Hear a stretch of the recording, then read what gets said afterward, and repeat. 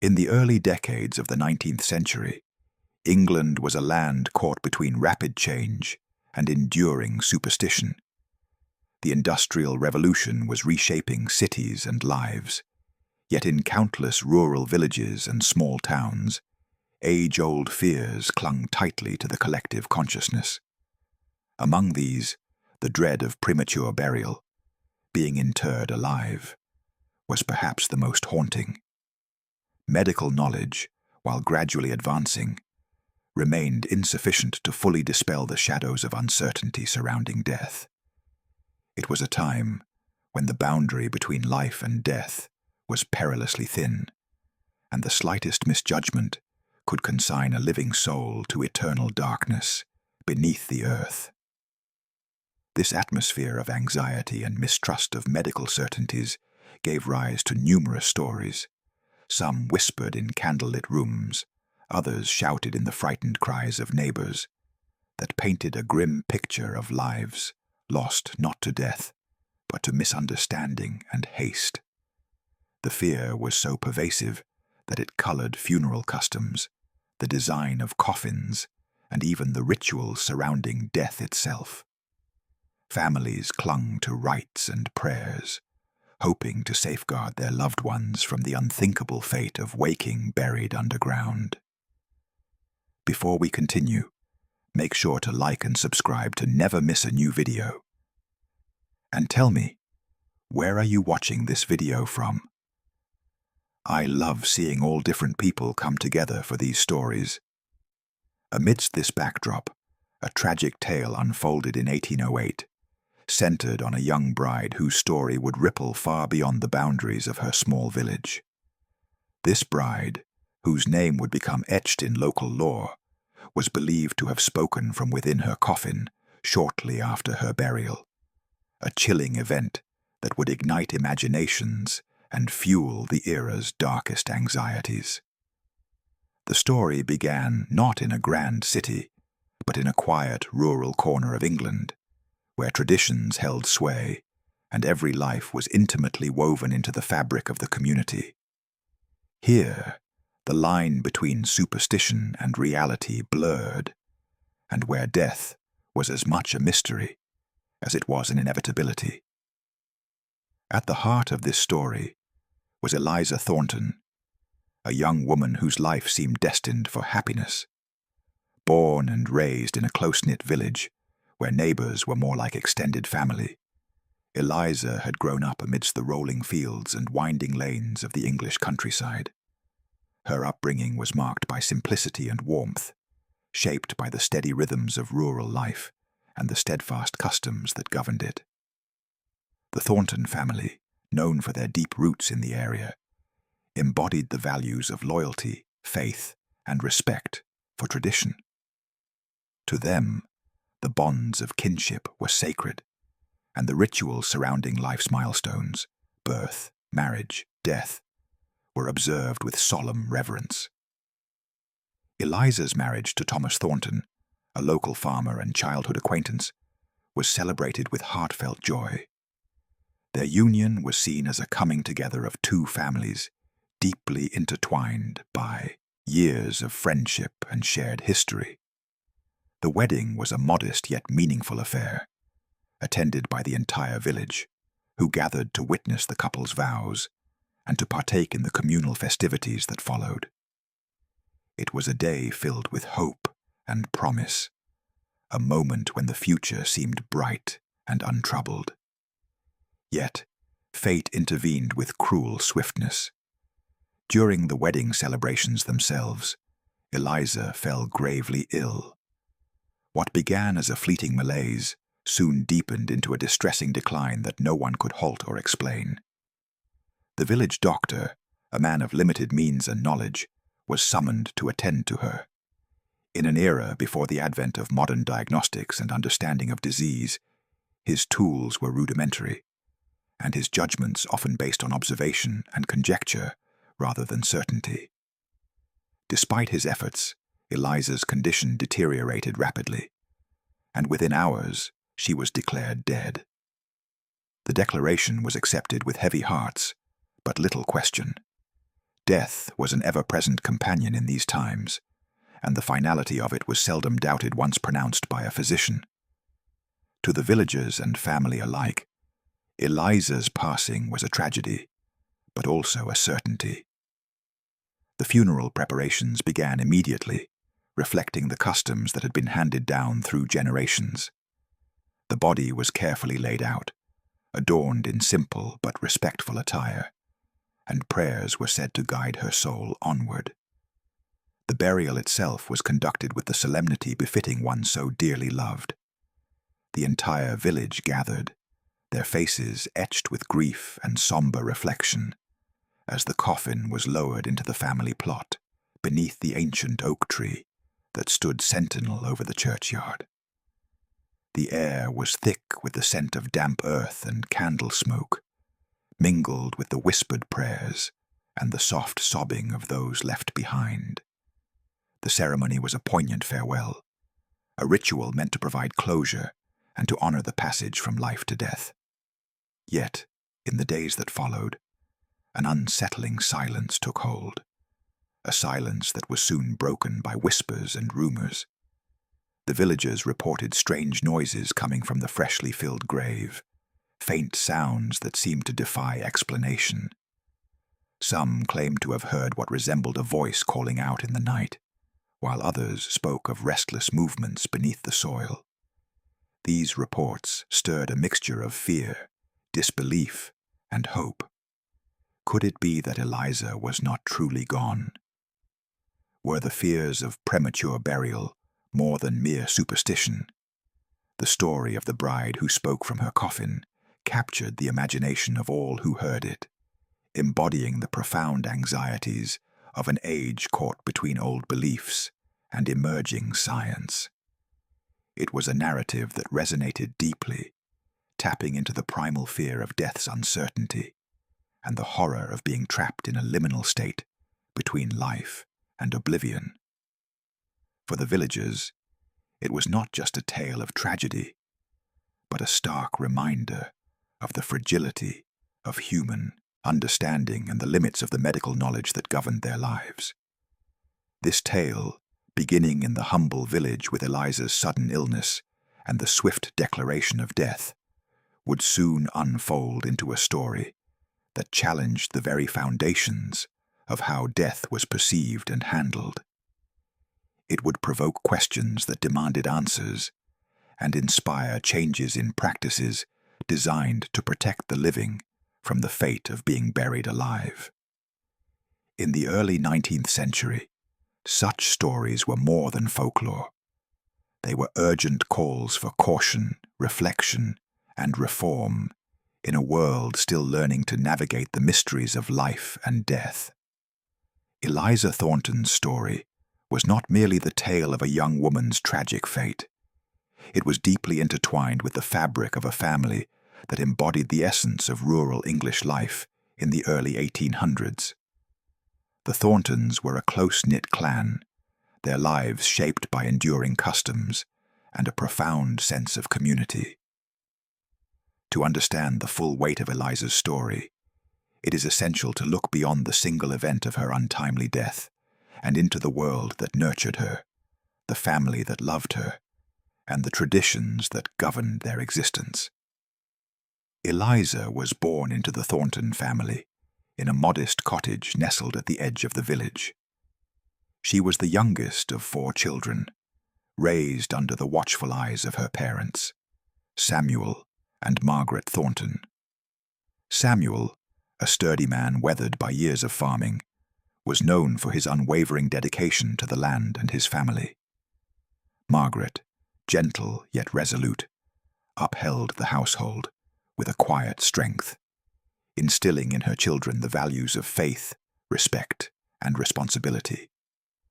The Thorntons were not wealthy, but their wealth lay in their unity and the bonds they shared with neighbors and kin.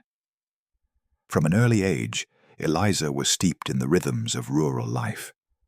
Her days were a blend of chores, learning, and moments of simple joy. She attended the village schoolhouse sporadically, where reading and writing were taught alongside lessons in piety and decorum. But her education was largely practical, preparing her for the roles expected of a young woman in her community, helping in the home, tending to the garden, and participating in the social rituals that marked the passage of time. The Thornton family was deeply rooted in the customs surrounding death and mourning, practices that had been passed down through generations. In their world, death was a solemn chapter, but one that was approached with ritualistic care to honor the departed and offer comfort to the living. Mourning was not merely a personal sorrow, but a communal act, observed through specific attire, prayers, and ceremonies. The family's faith, grounded in Anglican tradition, provided a framework for understanding death as a transition rather than an end.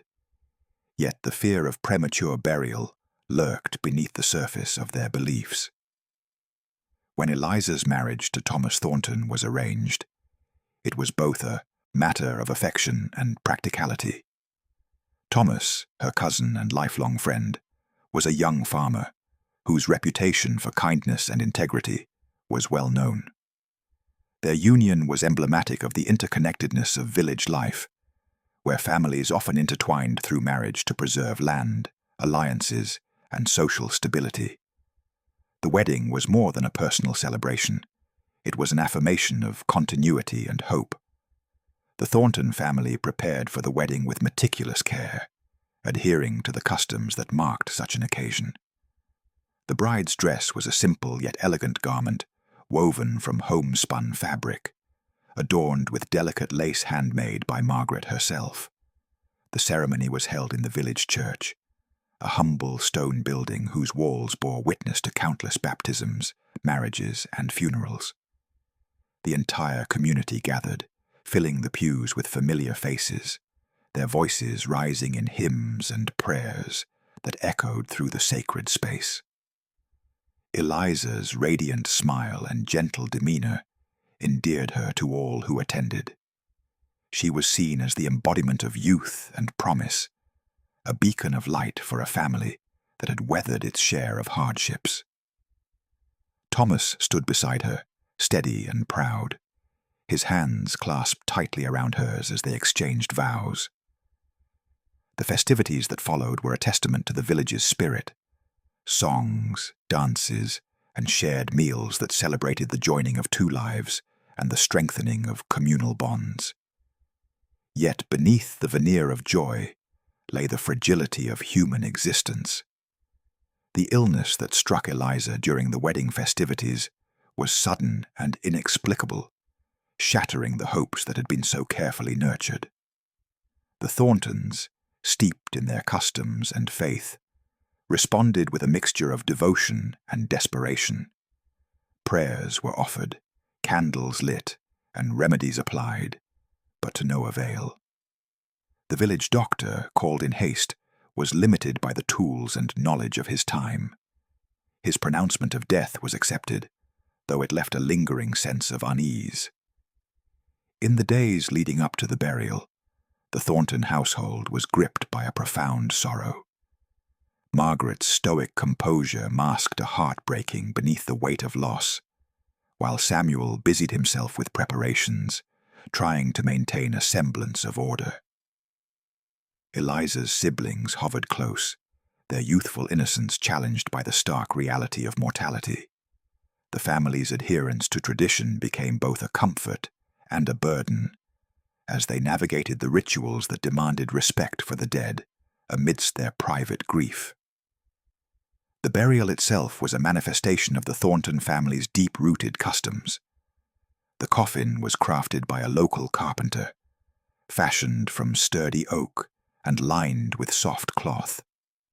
The ceremony was conducted by the village rector, who delivered words meant to soothe the living and commend the departed to divine care.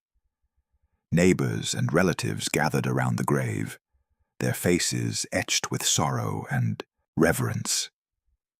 The lowering of the coffin into the earth was followed by the scattering of soil, a final act that sealed the boundary between life and death. Throughout the proceedings, the Thornton family's adherence to custom was evident in every detail.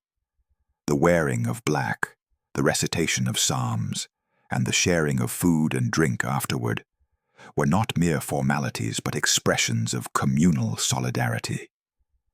These rituals served to channel grief, affirm faith, and reinforce the social fabric that bound the village together. Yet beneath these acts lay a simmering fear, one that would soon rise to the surface in the days after Eliza's burial. The story of Eliza Thornton and her family is a window into the world of early 19th century rural England, where life was governed by tradition and death was both a certainty and a mystery. The Thorntons' experience reflects the hopes, fears, and customs of countless families who lived in close communion with their land and each other. It is within this intimate context that the events surrounding Eliza's illness and death acquire their full resonance, setting the stage for the unsettling phenomena that would soon challenge the very foundations of the Thornton family's beliefs and the community's understanding of death itself. The suddenness of Eliza Thornton's illness cast a shadow over what had been a day of celebration, transforming joy into despair with alarming swiftness. It was during the wedding festivities themselves, amidst laughter, music, and the clinking of glasses, that Eliza began to show signs of distress. At first, it was subtle, a fleeting pallor, a faint tremor in her hands, a quiet withdrawal from the revelry. Those close to her, including Thomas and her family, noticed but hoped that the excitement and heat of the day were merely overwhelming her. Yet, within hours, her condition worsened dramatically, spiraling into a crisis that none could have foreseen. The village doctor, Dr. Matthew Hales, was summoned with urgency. A man of middling reputation and limited resources, Dr. Hales was familiar with the common ailments that afflicted the rural population, but had little experience with the strange and severe symptoms Eliza displayed. He arrived to find her weak, pale, and barely conscious, her breathing shallow and uneven. The doctor's examination was constrained by the rudimentary medical knowledge of the era. There were no stethoscopes, no thermometers, and certainly no laboratory tests to guide his diagnosis. Instead, he relied on touch, observation, and the traditional remedies passed down through generations. Dr. Hales suspected a sudden onset of fever, perhaps due to infection or poisoning, though he could not identify a clear cause. The village apothecary provided tinctures and herbal concoctions, and Eliza's family attended to her with prayers and comforting words. Despite these efforts, her condition deteriorated rapidly. She became unresponsive, her pulse faint and irregular. Night fell over the village as the household held vigil, hope dwindling with each passing hour. By the next morning, Dr. Hales, after a brief but grave examination, pronounced Eliza dead. His declaration was accepted without question by the family and neighbors who placed their trust in his judgment. In this period, the finality of death was often determined by such cursory assessments, as the tools to confirm death with certainty were non-existent. The concept of clinical death was not yet understood, and the risk of misdiagnosis was a silent terror lurking behind every verdict. The doctor's premature declaration was influenced by several factors common to the time. The symptoms Eliza exhibited, unconsciousness, weak heartbeat, shallow breathing, could be mistaken for death-like states such as catalepsy or coma, conditions poorly understood and often indistinguishable from true death without modern diagnostic methods. Cultural beliefs also played a role. There was a prevailing acceptance that death was unmistakable once the body ceased to respond. Any hesitation or doubt could be viewed as denial or superstition. In the days leading up to her burial, Eliza's body was prepared according to village customs. The family washed and dressed her, laying her out with care in the parlor, surrounded by candles meant to guide her soul. The community gathered to pay their respects, offering prayers and sharing memories. The atmosphere was one of sorrow, mixed with resignation, as everyone mourned a life so abruptly ended. Yet, beneath the surface, the seeds of doubt and fear began to take root. Some villagers whispered of Eliza's pallor, noting that her skin retained a certain lividity unusual in death. Others remarked on the slight movements they thought they glimpsed, a twitch of a finger, a flutter of an eyelid, that were quickly dismissed as the imaginations of those overcome with grief. These murmurs were often silenced by more pragmatic voices, urging acceptance and urging the family to proceed with burial, a necessary step to honor the dead and restore order. The rapid progression from illness to death and burial reflected the limitations of medical practice in rural England during this era. The absence of standardized protocols for verifying death left room for tragic errors. The lack of mechanical means to detect vital signs, combined with limited anatomical knowledge, meant that doctors like Dr. Hales were often forced to rely on subjective criteria. The fear of contagious diseases and the practical need to bury the dead swiftly further pressured families and physicians to act quickly, sometimes at the expense of certainty. Eliza's case was emblematic of these challenges. Her sudden decline, coupled with the doctor's inability to provide a definitive cause, left unanswered questions that gnawed at those closest to her. The family doctor, though respected, was constrained by the medical knowledge and tools of his day. The village mourners, steeped in faith and tradition, sought solace in ritual, but were haunted by an unease that would only grow in the days following the burial. The story of Eliza's illness and death illustrates the fragile boundary between life and death in a time before modern medicine. It highlights how easily a living person could be mistaken for dead, especially when the signs of life were faint or obscured by disease. The doctor's premature declaration was not uncommon, and Eliza's fate was shared by many who fell victim to the limits of early 19th century medical understanding.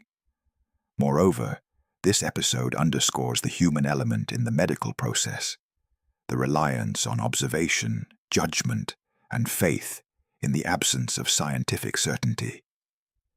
It reveals a world where death was both feared and accepted, a world where families like the Thorntons had to navigate the complex interplay of hope, grief, and tradition. The rapidity of Eliza's demise and the doctor's verdict set in motion a chain of events that would challenge the community's perceptions and ignite one of the most haunting stories of premature burial in English history.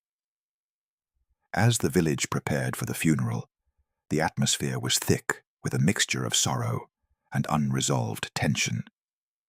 The rituals that followed were meant to bring closure, yet the faint stirrings of doubt had already begun to seep into the collective consciousness. The story of Eliza Thornton's sudden illness and death was far from complete, and the shadows cast by that fateful day would soon reveal themselves in unsettling ways that no one could have anticipated. The day of Eliza Thornton's burial arrived under a grey, overcast sky, befitting the somber mood that had settled over the village. The entire community gathered to pay their respects, their faces etched with sorrow and a shared sense of loss.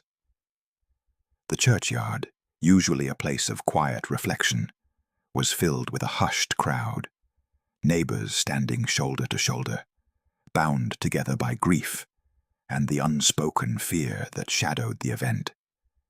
The coffin, crafted from sturdy oak and lined with soft cloth, was brought forth from the Thornton family home. It rested atop a simple wooden bier, adorned with a modest wreath of wildflowers gathered from the nearby fields.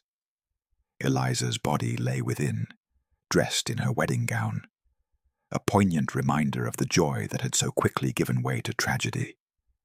Her features, pale and still, were framed by a delicate lace veil, and a single rose was placed gently in her hands. The burial procession moved slowly from the cottage to the village church, accompanied by the tolling of the church bell that resonated through the crisp autumn air. Villagers followed in silence, their footsteps muffled by the leaf-strewn path. Thomas Thornton, Eliza's husband, walked at the forefront, his face a mask of grief barely concealing the turmoil within. Beside him, her parents and siblings bore the weight of their loss with stoic dignity, their eyes fixed on the ground. Inside the church, the rector delivered a solemn sermon, his voice steady but imbued with compassion. He spoke of the eternal rest that awaited Eliza, of the Christian hope that death was but a passage to a better place. The congregation responded with hymns that filled the vaulted ceiling, their voices rising in a collective expression of faith and mourning. The rituals were familiar, their cadence a balm to the wounded hearts of those present. As the service concluded, the coffin was carried to the gravesite beneath the ancient oak tree that had long stood sentinel over the village's departed. The earth here was soft, the ground recently turned by the gravediggers who had prepared the family plot. The lowering of the coffin was accompanied by whispered prayers and the scattering of handfuls of soil, each grain a final farewell. Thomas stood silently beside the grave, his gaze fixed on the spot where his bride was laid to rest. The stillness of the moment was profound, broken only by the occasional murmur of the wind through the branches overhead. The villagers remained gathered, their grief shared yet personal, each wrestling with the finality of death in their own way. In the days immediately following the burial, the Thornton family observed the customs of mourning that were deeply embedded in their culture. Black clothing was worn as a visible sign of loss, and the household refrained from festivities and social gatherings. Meals were simple and sparse, reflecting the subdued atmosphere. Visitors came to offer condolences, bringing with them words of comfort and memories of Eliza's gentle spirit. Yet, beneath the surface of this communal sorrow, an unsettling silence settled. The grief was heavy, but so too was a growing unease. The village, though outwardly composed, was permeated by a quiet anxiety that had begun to take root in the hearts of those who had loved Eliza. Whispers circulated in hushed tones, whispers that spoke of strange noises from the grave and the possibility that something was amiss. Thomas, in particular, found himself caught between despair and doubt. His love for Eliza was unwavering, yet he could not shake the feeling that the woman he had pledged his life to might not be truly gone. Nights were restless, and he often found himself standing by the window of their home, staring out into the darkness, with a heart heavy with questions no one dared to voice aloud. The gravediggers, too, shared uneasy tales. Some recounted hearing faint sounds, groans or whispers, that seemed to emanate from the freshly disturbed earth. Others spoke of a subtle shifting of the soil, as if something beneath was trying to move. These accounts were met with a mixture of skepticism and fear by the villagers, who struggled to reconcile them with their understanding of death and the natural order. In a community so closely bound by tradition and faith, such reports were both troubling and taboo. To entertain the possibility that Eliza might still be alive, trapped beneath the earth, was to confront the terrifying prospect of premature burial, a fear that had long haunted the collective imagination, but was rarely spoken aloud. The villagers wrestled with their beliefs, torn between reason and the unsettling experiences that challenged their certainties. The Thornton family faced the weight of this uncertainty in isolation. Margaret, whose maternal instincts had always been strong, found herself unable to dismiss the rumors entirely. She prayed fervently, seeking divine guidance, and clung to the hope that her daughter's soul was at peace. Samuel, practical and stoic, struggled to balance his faith with the troubling stories that reached his ears. The siblings, young and impressionable, were shielded as much as possible from the growing unease. The burial ceremony and the days that followed thus became a crucible of conflicting emotions. Grief, fear, hope, and doubt intermingled in a complex tapestry. The rituals that were meant to provide closure seemed instead to open a door to questions that would not be easily answered. The villagers' adherence to custom and faith was tested by the unsettling sensations that crept into their daily lives. This period of mourning was marked not only by sorrow, but by a creeping sense of apprehension. The community found itself caught between the comfort of long-held beliefs and the disturbing possibility that their understanding of death might be incomplete. The story of Eliza Thornton's burial, while conducted with all the solemnity and respect of tradition, was shadowed by an eerie disquiet that hinted at a tragedy far greater than death itself. In this way, the burial ceremony became more than a final farewell. It was the beginning of a mystery that would challenge the villagers' perceptions and shake the very foundations of their customs. The silence that followed Eliza's interment was not the peace that the family had hoped for, but a prelude to a series of events that would confront them with the unimaginable. The echoes of that day would linger in the village's collective memory, a haunting reminder of the fragile boundary between life and death. In the days following Eliza Thornton's burial, the village settled into an uneasy routine, yet beneath the surface of daily life, an unsettling undercurrent began to ripple through the community. What initially were isolated murmurs grew into persistent reports that could no longer be ignored. The grave diggers, those tasked with the solemn duty of preparing and sealing the earth, were among the first to voice concerns of strange occurrences at the burial site. Their accounts, once dismissed as fanciful or the result of overactive imaginations, gained weight as more villagers began to share similar observations. On several occasions, the gravediggers reported hearing faint noises emanating from the freshly filled grave where Eliza had been laid to rest. These sounds were described as soft thuds, muffled groans, and the occasional faint whisper, noises that seemed impossible and yet could not be easily explained away. The men exchanged uneasy glances and spoke in hushed tones, fearful that their words might be met with ridicule or worse, accusations of superstition. Yet, the consistency of these reports from different individuals lent them a troubling credibility. Local villagers, too, began to notice peculiar signs around the graveyard. Some claimed to hear faint noises during the quiet hours of the night, sounds that resembled a woman's voice, calling out or pleading from beneath the soil. Others spoke of subtle movements, a shifting of earth that suggested something restless beneath the surface. Children playing nearby reported seeing a hand or a sleeve briefly emerging from the ground before disappearing, though adults often dismissed these as tricks of the light or youthful imagination. Thomas Thornton, devastated by the loss of his bride, found himself caught in the storm of rumors and fears. Despite the sorrow that weighed heavily on him, he was determined to seek the truth. At first, he tried to dismiss the accounts as grief-induced illusions, desperate to hold on to the certainty of Eliza's passing.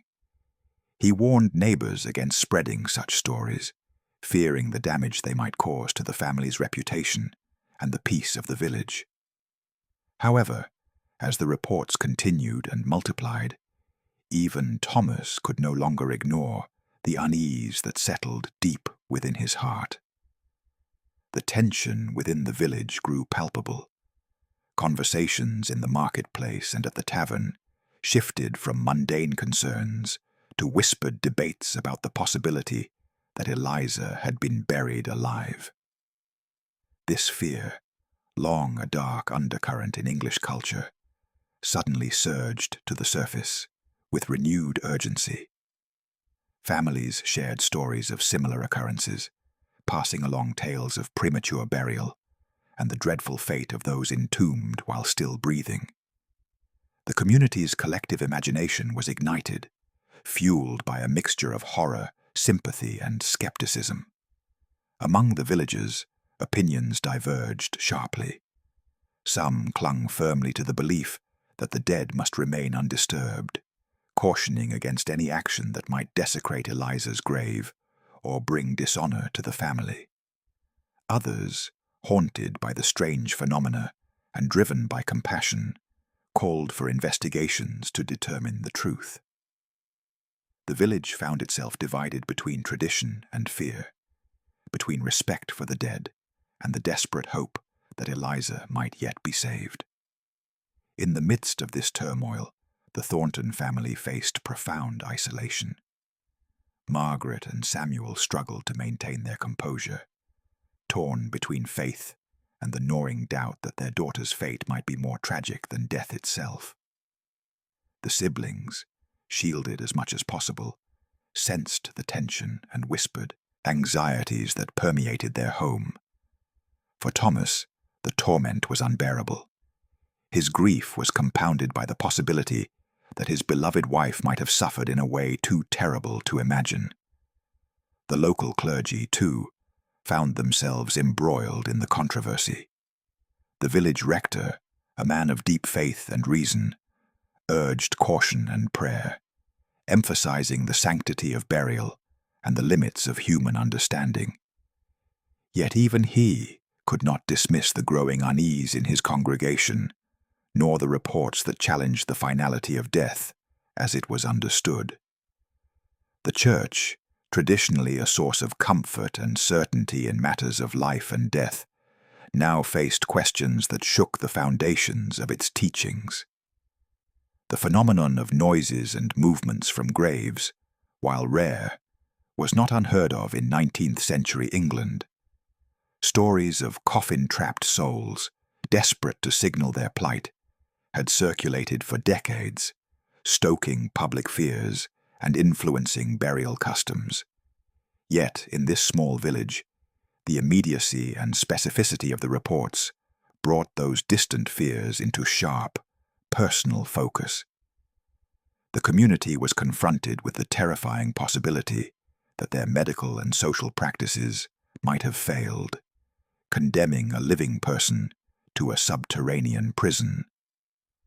This growing anxiety led to a series of informal gatherings among villagers, where stories were exchanged and plans discussed. Some advocated for vigilance, suggesting that the grave should be watched through the night. Others proposed more drastic measures, including exhumation, though such ideas were met with resistance and fear of scandal. The village found itself at a crossroads, grappling with the tension between respect for tradition and the urgent need to confront a deeply disturbing reality. Amid these debates, Thomas began to take a more active role. Haunted by love and fear, he sought out those who had witnessed the strange phenomena, gathering their testimonies in an attempt to piece together the truth. His determination grew, fueled by the faint hope that Eliza might still be alive, trapped and suffering beneath the earth. Friends and family urged him to be cautious, warning of the social consequences of challenging accepted truths. But Thomas pressed on, driven by a grief that would not let him rest. The village's response to these events revealed much about the social fabric of early 19th century rural England. Communities were tightly woven, with reputations and relationships delicately balanced. To question the finality of death was to invite suspicion and discomfort, Yet to ignore potential signs of a grave injustice was a moral burden many could not bear. The Thornton family's ordeal became a mirror reflecting the fears and uncertainties of an age struggling to reconcile superstition with emerging scientific understanding. As the days turned into weeks, the reports of disturbance at Eliza's grave persisted, refusing to fade into silence. The village remained, gripped by a tension that colored every conversation and shadowed every step. The once clear boundary between life and death, so confidently observed in ritual and belief, now seemed blurred and fragile. In their hearts, the villagers wrestled with a haunting question. Had Eliza Thornton, the young bride full of promise, been silenced too soon, trapped in a silent struggle beneath the earth? This growing chorus of unease and suspicion set the stage for the next chapter in Eliza's tragic story, a chapter that would bring the community face to face with the terrifying possibility of premature burial and force them to confront the limitations of their knowledge, their customs, and their deepest fears.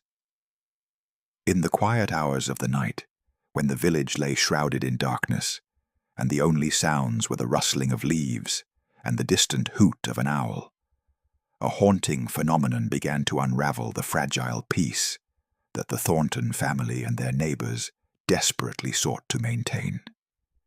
It was during one such night that the first unmistakable voice was heard, a faint, trembling sound that seemed to emanate from the very earth itself, carrying with it the chilling possibility that Eliza Thornton was not truly at rest. The initial reports came from a group of villagers who had gathered near the churchyard, drawn by curiosity and a growing sense of dread. They described hearing a soft, plaintive whisper, barely audible yet unmistakably human.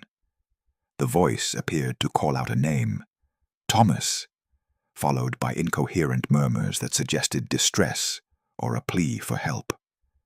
The sounds were intermittent, rising and falling like a fragile breath struggling against the confines of the grave. For those who heard it, the experience was both terrifying and heart-wrenching. The voice seemed to bridge the boundary between life and death, a haunting echo from within the soil that challenged every assumption about mortality.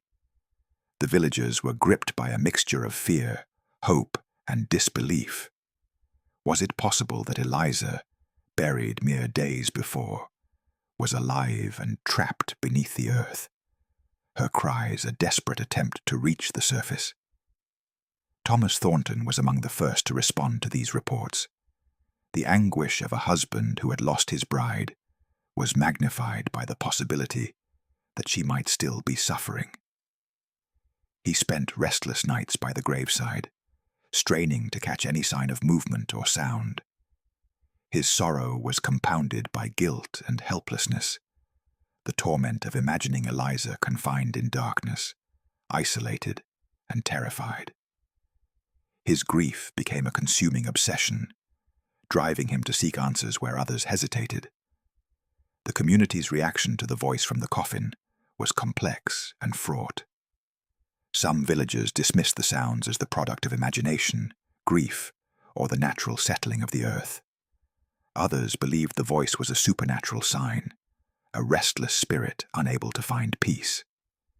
Yet a growing number embraced the more harrowing possibility that Eliza was a victim of premature burial, a fate that had long haunted the public consciousness, but rarely confronted so directly.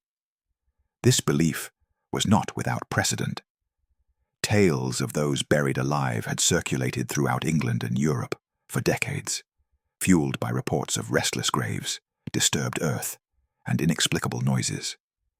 The fear of premature burial was so widespread that it influenced funerary practices, inspiring inventions such as safety coffins equipped with bells or ventilation tubes designed to prevent such tragedies. In the rural village where Eliza lived, however, These innovations had yet to take hold, and the medical community remained ill-equipped to prevent misdiagnoses of death.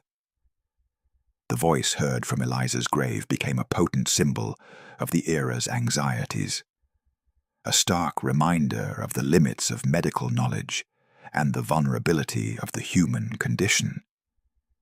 It struck at the heart of the community's faith in the finality of death, shaking the foundations of belief and tradition.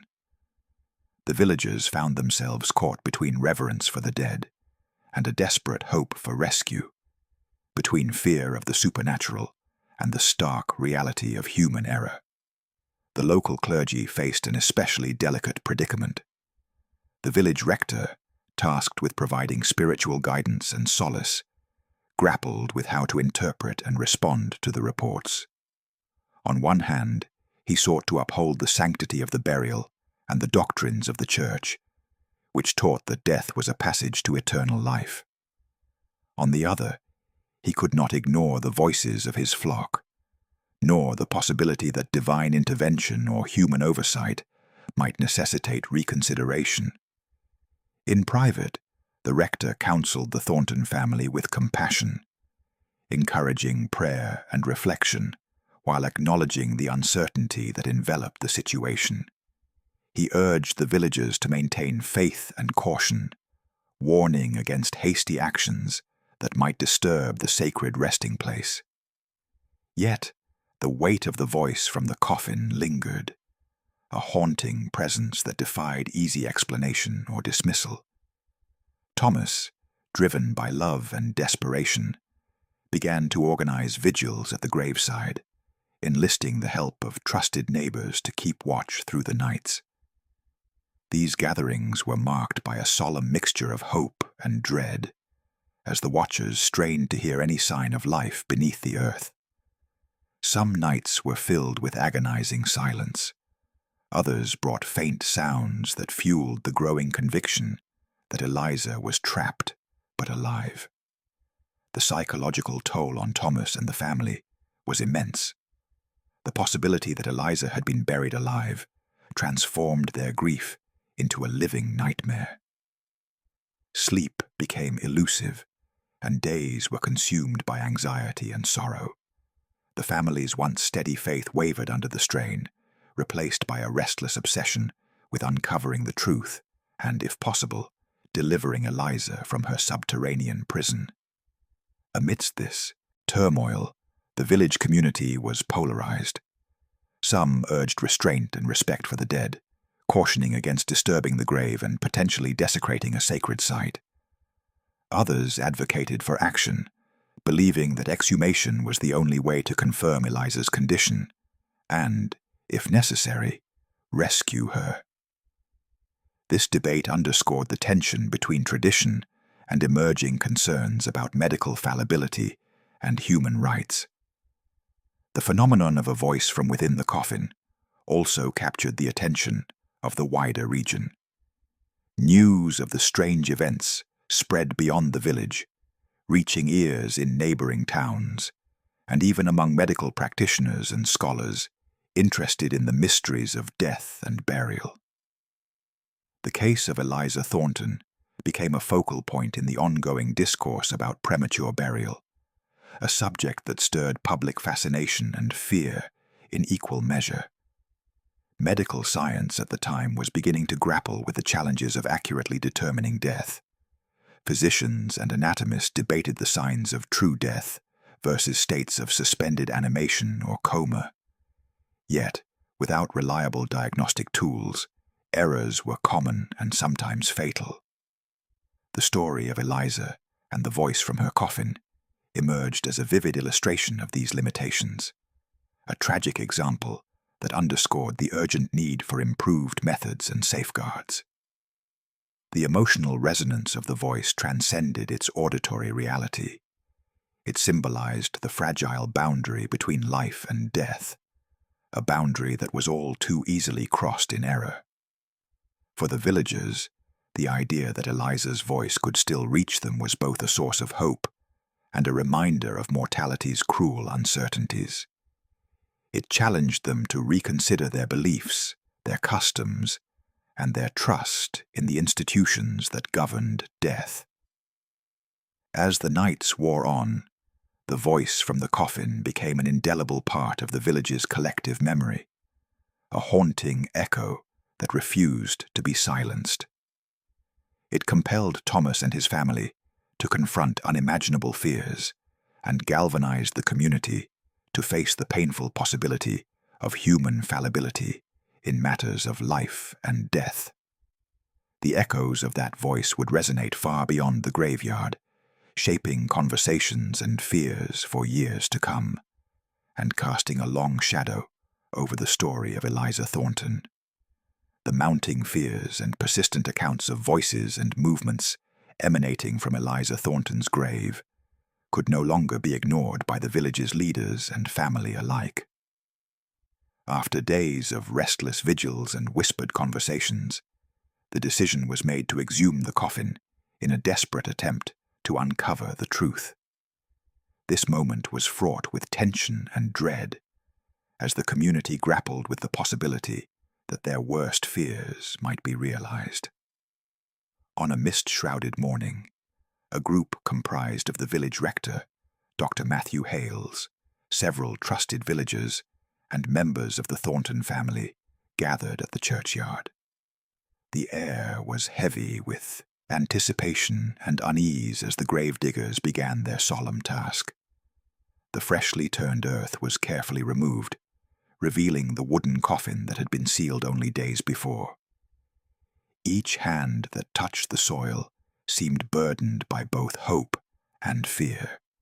Hope for a miracle, and fear of confronting a grim reality. The coffin lid was lifted slowly, creaking as it yielded to the weight of time and earth. The group held their breath, eyes fixed on the small chamber that had been Eliza's final resting place. What they found was shocking and heartbreaking. Signs that Eliza had been buried alive, but had survived only briefly beneath the soil. The body showed subtle indications of movement post-burial: disheveled clothing, disturbed linen wrappings, and marks on the interior of the coffin that suggested frantic attempts to escape. Dr. Hales examined the remains with a mixture of clinical detachment and profound sorrow. Despite the passage of days, he noted that certain features indicated recent activity, inconsistent with a body long at rest. The impressions on the coffin walls spoke of a struggle, a desperate bid for freedom that had gone unnoticed. Eliza's hands appeared bruised and scratched, as if she had clawed at the confined space in terror. The revelation sent a ripple of shock through those present. The villagers, already haunted by rumors and fear, were now confronted with tangible evidence of a tragic mistake. The doctor confessed that, given the limitations of medical knowledge and tools at the time, such errors were possible, though devastating. His diagnosis of death, made in haste and under pressure, had led to a fatal misjudgment. The exhumation confirmed the worst fears. Eliza had been alive when buried, condemned to suffocate in darkness, her final moments marked by panic and hopelessness. The community's grief deepened, now layered with guilt and remorse. The Thornton family, already shattered by loss, faced the unbearable truth that their beloved daughter and wife had endured an unimaginable fate. This discovery ignited a wave of reflection and debate within the village and beyond.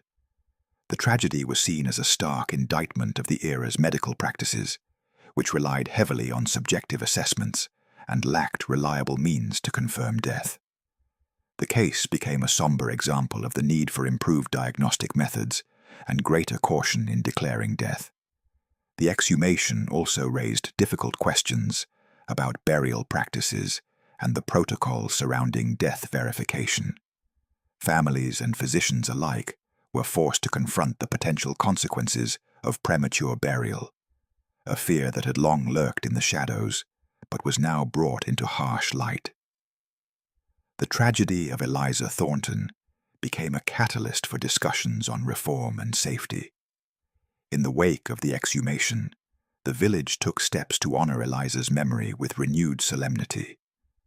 A reburial was arranged, this time with heightened care and a sense of communal mourning that acknowledged the painful lessons learned.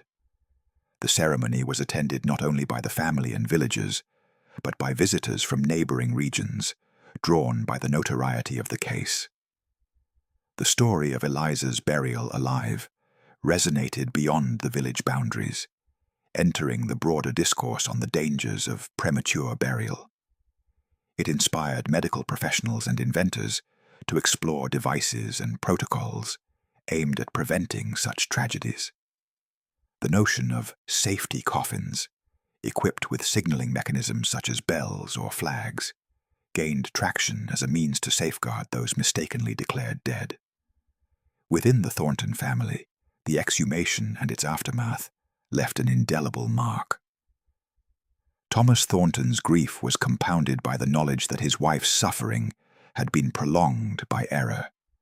Yet, amidst the sorrow, there was a resolve to ensure that Eliza's fate would not be in vain. Their tragedy became a poignant testament to the urgent need for vigilance and compassion in the face of death's uncertainties. The village itself was forever changed by the ordeal. The community's beliefs and customs regarding death were challenged and evolved in response to the painful truths revealed. The collective memory of Eliza's case served both as a cautionary tale and a call to action, urging a re-evaluation of medical and burial practices. The exhumation of Eliza Thornton's coffin stands as a grim milestone in the history of premature burial. It exposed the vulnerabilities of early 19th century medicine and the human cost of misdiagnosis.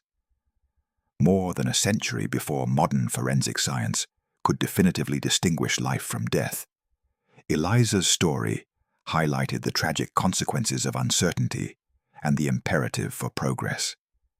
As the village and its inhabitants grappled with the profound implications of the exhumation, the community was left to ponder the delicate threshold that separates life from death. Eliza's ordeal illuminated the shadows that lingered at this boundary, revealing the precariousness of human existence and the enduring need for compassion, diligence, and humility in the face of mortality. The tragic revelation that Eliza Thornton had been buried alive sent shockwaves far beyond the boundaries of her village, touching upon a fear that gripped much of early 19th century society: the dread of premature burial. This fear, already simmering in the public consciousness, ignited into a fervent demand for reform in burial customs and the medical protocols surrounding the determination of death. The Thornton family's ordeal became a catalyst, propelling urgent conversations about safety and the protection of the living from the unimaginable horror of being interred while still breathing. Across England and much of Europe, stories similar to Eliza's circulated with increasing frequency. Newspapers and pamphlets recounted cases where individuals had been mistakenly pronounced dead, only to be found later to have suffered the terror of entombment alive. These accounts fed public anxiety and spurred advocacy for change. The very notion that death could be misdiagnosed challenged deeply held beliefs about the finality of death and the reliability of medical expertise. In response to this growing concern, inventors and physicians began to explore innovations designed to prevent premature burial. One of the most notable developments was the creation of the safety coffin, a device equipped with mechanisms to alert those above ground if the occupant was still alive. These coffins featured bells, flags, or breathing tubes connected to the surface, allowing the trapped individual to signal for help. The concept captured the imagination of a society eager to guard against tragedy and provided a tangible response to the fears that Eliza's case had so vividly illustrated. The implementation of safety coffins, however, was uneven and met with both enthusiasm and skepticism. While some families embraced the technology as a necessary precaution, others viewed it with suspicion or saw it as morbidly unnecessary. Nevertheless, the discourse surrounding premature burial pushed burial practices and medical examinations toward greater caution and scrutiny. The medical community began to advocate for longer observation periods before declaring death, and the use of more rigorous tests became more common in urban centers. Public institutions, too, took note of the implications. Hospitals and morgues started to revise procedures, emphasizing the need to confirm death beyond mere physical signs, such as absence of pulse or breath. The case of Eliza Thornton was frequently cited in medical journals and public forums as a stark example of the consequences of negligence or insufficient knowledge. The tragedy underscored the urgent need for standardized protocols and improved education among medical practitioners. In rural areas like Eliza's village, where medical resources were scarce and traditional customs held sway, change progressed more slowly. Yet even here, the story of the bride who spoke from her coffin became a cautionary tale passed from generation to generation.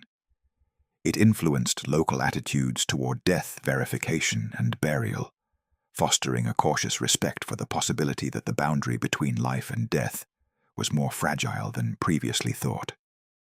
The cultural impact of Eliza's story extended into literature and folklore, where it melded with Gothic themes that captivated the Victorian imagination.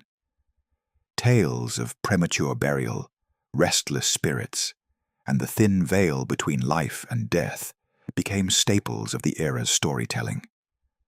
Writers and poets drew upon these anxieties, weaving narratives that both entertained and warned, reflecting societal fears and the struggle to comprehend mortality. In this way, Eliza Thornton's case transcended its immediate tragedy to shape broader cultural and medical landscapes. It served as a poignant reminder of the limitations of early 19th century medicine and the human cost of those limitations. Families, communities, and professionals were compelled to confront uncomfortable truths and to seek innovations that could prevent similar fates. The legacy of the Thornton tragedy also influenced legislation and public policy in later years. Movements advocating for improved death certification laws and the introduction of waiting periods before burial gained momentum.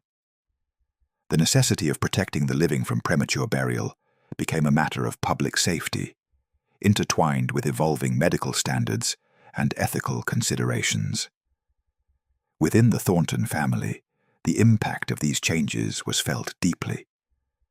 While their personal loss could never be undone, the knowledge that Eliza's suffering had contributed to progress offered a measure of solace.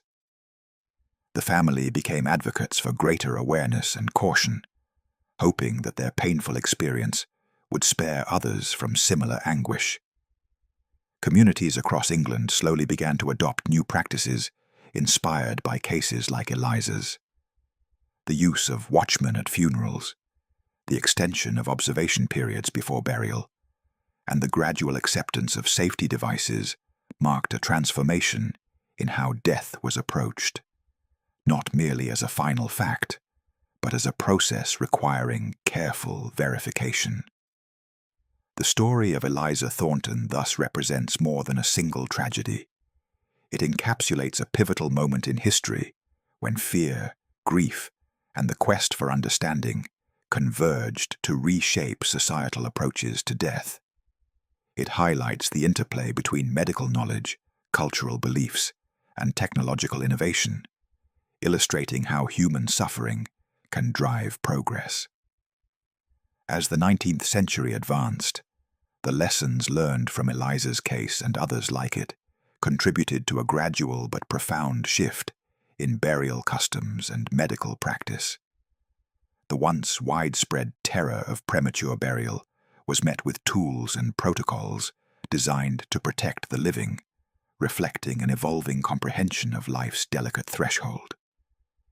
Eliza's story remains a haunting testament to the fragility of human existence and the enduring human desire to safeguard against the unknown. It serves as a historical beacon, illuminating the path from fear and ignorance toward knowledge and compassion, a legacy born from tragedy, but aimed at preserving life and dignity in the face of death. The story of Eliza Thornton, the young bride who was believed to have spoken from her coffin, transcended the boundaries of her small village, weaving itself into the fabric of local folklore and the broader cultural imagination of early 19th century England. Her tale struck a chord in a society already captivated by themes of death, the supernatural, and the unknown, themes that found fertile ground in the Gothic literature emerging during this period. Eliza's experience became emblematic of a collective anxiety, a fear of premature burial, and the mysteries that lurked at the edge of human understanding. In the years following the incident, storytellers and writers found in Eliza's tragic fate a powerful narrative that resonated deeply with their audiences. The image of a young woman full of promise and life, silenced too soon, yet still able to reach out from beyond the grave, encapsulated the eerie and unsettling spirit that defined much of Gothic fiction. Tales of coffins, crypts, and restless souls became popular motifs, reflecting societal fears about death and the afterlife. Local folklore embraced Eliza's story, embellishing and reshaping it in the retelling. Villagers recounted the eerie sounds that had emanated from her grave, the anguished cries that had reportedly pierced the night, and the desperate attempts of a soul trapped between worlds. These narratives were passed down through generations, becoming cautionary tales whispered around hearths and shared during communal gatherings. The story served both as a warning and a means of grappling with the enigma of death. The influence of Eliza's tale extended into the works of prominent Gothic authors of the time, who drew upon real-life accounts of premature burial and suspended animation to craft chilling stories that captivated readers. Writers such as Edgar Allan Poe and Mary Shelley explored themes of entrapment, the fragility of life, and the blurred lines between the living and the dead, themes that echoed the anxieties embodied by Eliza's ordeal. The motif of the buried alive became a recurring and powerful symbol in literature, evoking deep fears of helplessness and loss of agency. Moreover, Eliza's story contributed to a broader cultural dialogue about death and the afterlife, influencing how society perceived the finality of death and the possibility of the soul's unrest. It challenged the comforting narratives of eternal peace and invited contemplation of the unknown spaces between life and death. This cultural engagement with mortality was both a reflection of and a response to the limitations of contemporary medicine and the mysteries that surrounded human consciousness. The tale also intersected with religious beliefs and practices, shaping communal attitudes toward burial rites and mourning. The fear that a loved one might be buried alive introduced an element of caution and vigilance into funerary customs. Families became more attentive during wake periods, and communities often kept watch over the deceased to ensure that the dead were truly at rest. These practices were not only expressions of grief, but also rituals designed to guard against the terrifying possibility of premature burial. Eliza's story thus took on a life beyond the facts of her death, becoming a cultural artifact that encapsulated the anxieties and hopes of an age. It embodied the tension between faith and fear, science and superstition, life and death. The narrative's endurance in folklore and literature speaks to its profound resonance with the human condition and the universal struggle to understand mortality. In this way, the story of the bride who spoke from her coffin became a cornerstone of the Gothic tradition and a touchstone in the cultural history of death. It highlighted the fragility of life and the pervasive fear of being trapped in a liminal state, neither fully alive nor truly dead. This liminality fascinated and terrified, offering a potent metaphor for the uncertainties that define human existence. The enduring power of Eliza's tale also influenced the arts beyond literature. Visual artists and dramatists incorporated themes of premature burial and the restless dead into their works, further embedding these fears into the cultural consciousness. Paintings depicting coffins, graveyards, and anguished figures captured the emotional intensity of these stories, while stage productions brought the horror of entombment alive for audiences, evoking visceral reactions that transcended time. Furthermore, the narrative played a role in shaping societal attitudes toward death and mourning during the Victorian era. The period's elaborate mourning customs, fascination with death symbolism, and the popularity of seances and spiritualism can be seen as part of a larger cultural engagement with the mysteries of death, a dialogue to which Eliza's story contributed significantly. The anxiety over premature burial fed into this milieu, reinforcing the desire to control and understand death in all its dimensions. Eliza's story, rooted in a specific tragedy, thus blossomed into a multifaceted cultural phenomenon. It bridged personal grief and public fear, medical uncertainty and spiritual speculation, historical fact and mythic narrative. The tale's transmission through folklore and literature ensured that the lessons and terrors it embodied would resonate far beyond the confines of her village, shaping collective imaginations and social practices for generations. As the story continued to be told and retold, it served as a mirror, reflecting society's deepest fears and its quest for meaning in the face of death.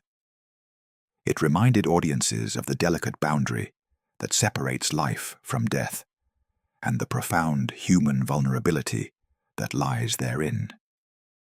Through the haunting narrative of the bride who spoke from her coffin, communities confronted the unsettling truth that death, while inevitable, was not always fully understood or certain, leaving space for mystery, hope, and dread to coexist.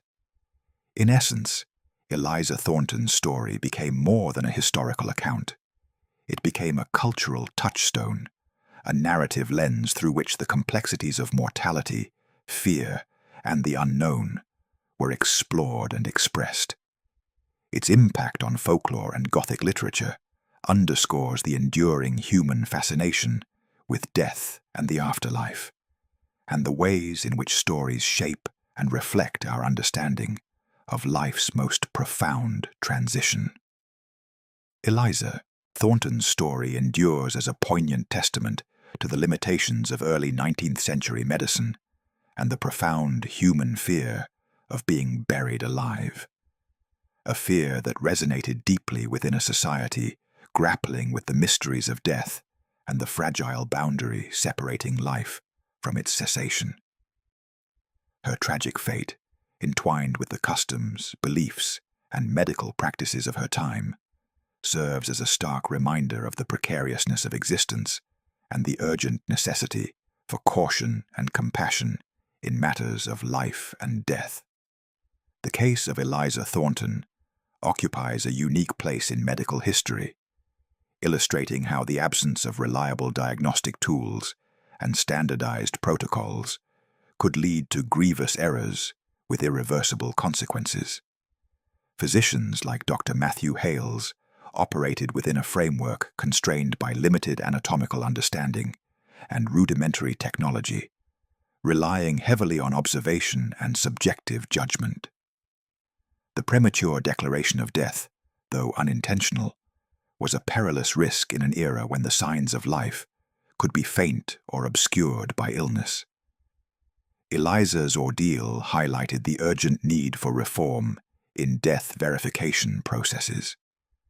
The subsequent public outcry and medical discourse spurred innovations aimed at minimizing such tragedies, from extended observation periods before burial to the invention of safety coffins equipped with signaling devices.